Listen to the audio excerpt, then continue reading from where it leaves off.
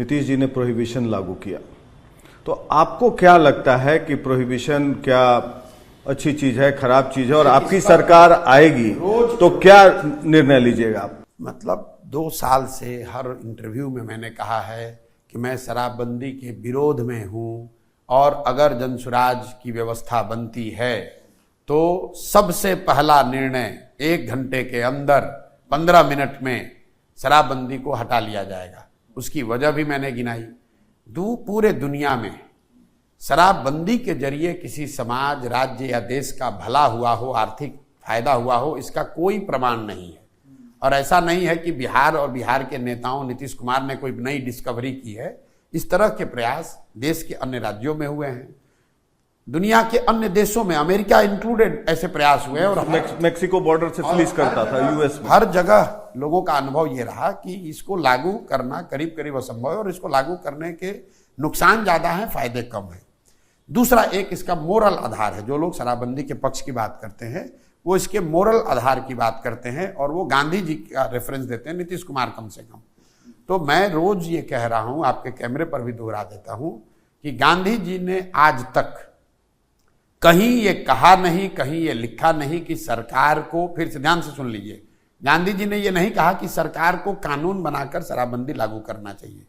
गांधी जी ने ये कहा कि शराबबंदी को रोक करने के लिए, शराब के यूज को रोकने के लिए सामाजिक प्रयास होना चाहिए। ये तो ऐसे हुआ कि गांधी जी ने यह भी कहा कि समाज में लोगों को शाकाहारी होना चाहिए।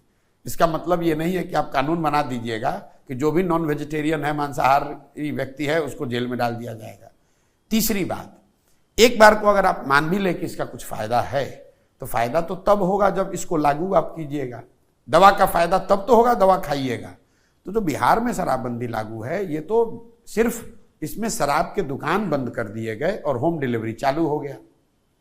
तो मान लीजिए कि आज अमेजोन है, फ्लिपकार्ट है, दुकानें बंद हैं, फिर भी आप अमेजोन और फ्लिपकार्ट से तो सामान खरीद ही पा रहे हैं। तो बिहार में भी शराबबंदी का हालत वही है कि दुकानें बंद हो गई और होम डिलीवरी हो रहा है।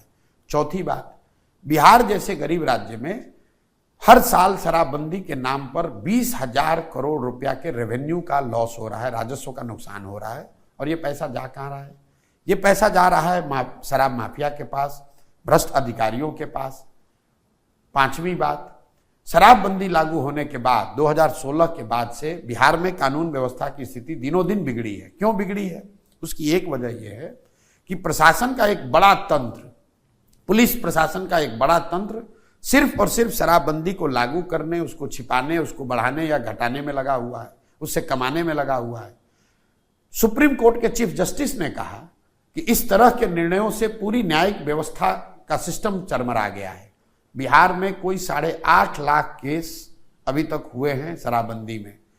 6,36,000 से ज्यादा केस कोर्ट में लंबित हैं। 1,23,000 से ज्यादा लोग आज भी अंडर ट्रायल जेल में हैं। और ये लोग कौन हैं? ये ज्यादातर लोग उन समाज के हैं जिनका प्रतिनिधित्व करने का ये लोग दावा करते हैं। और एक अंतिम बात, ये सब कुछ आपने किया किस नाम पर? महिला सशक्तिकरण के नाम पर। और इसका सबसे बड़ा नुकसान किसको है? महिलाओं को है। एक बार जब गरीब आदमी शराब कंज्यूम करते हुए, बेचते हुए या उससे जुड़े हुए कारोबार से पकड़ लिया गया, उस घर की महिलाओं की हालत यह है, जो गांव में हम लोग जाकर देख रहे हैं, कि वो अपना घर का बर्तन बासन बेचकर भी उसको कोर्ट और थाने में जाकर हाजिरी देनी पड़ रही है। कई दलित बस्तियों में लोगों ने यह बताया कि शराब के नाम पर, शराबबंदी के नाम पर दलित बस्तियों की महिलाओं को बुलाकर थाने में बैठाकर उनसे झाड़ू लगवाना, उनसे बर्तन साफ कराना, ये आम बात है बिहार में।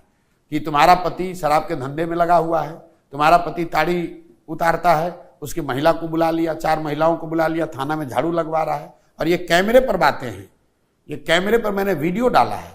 तो आप ना, इसका कोई दुनिया में कोई प्रमाण है कि इसका फायदा है, ना इसका कोई मौलिक आधार है, न कोई आप इसको लागू कर पा रहे हैं। 20,000 करोड़ का नुकसान अलग हो रहा है, महिलाओं को कोई फायदा हुआ नहीं। और युवा जो है वो शराबबंदी में लगा हुआ है, कोई स्मैक पी रहा है, कोई गलत व्यसन कर रहा है, कोई गलत काम कर रहा है। तो इससे किसका फायदा है? ये तो सिर्फ और सिर्फ नीतीश कुमार की जिद है कि भैया हम लागू करेंगे। पूरा बिहार जान रहा है कि शराब बिक रहा है, उनके इर्द गिर्द बैठे हुए लोग इसी शराब के धंधे में लगे हुए हैं, शराब पी रहे हैं। और नीतीश कुमार कह रहे हैं कि शराबबंदी लागू है। मतलब जन सुराज अगर सरकार बनाती है तो इसको मिनटों में खत्म। जैसे तेजस्वी ने कहा था पहली कैबिनेट में, चलिए तेजस्वी के कहने का तो कोई मतलब नहीं। 1 लाख के 10 लाख नौकरी, वो तेजस्वी के कहने और जन सुराज के कहने में फर्क है। मैंने आपको बताया कि क्यों हटाएंगे।